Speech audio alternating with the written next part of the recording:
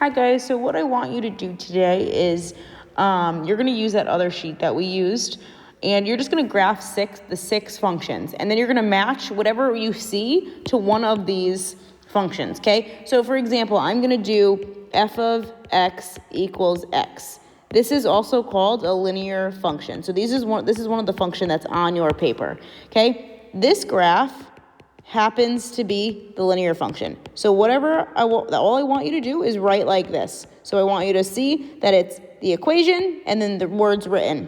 When you graph that on your Desmos graphing thing, you're gonna have to use that online. So you're gonna have to type in Desmos graphing calculator on any Safari, Google Chrome, whatever it may be, and you're gonna have to use that in order to graph. If that's really a struggle for you, in your search bar on any internet, you can just type in the graph of absolute value of x, and it will show up, or in this case, graph of linear function, okay? This will show up, okay? So this is all I want you to do for each of them. So this will be another function, this will be another function. You have 2 pages, so I want you to do all 6, okay? I want you to do all 6 of them. And that's all I want you to do, is list the equation and the function in words, okay? This is going to end up being the answer of absolute value of x, okay?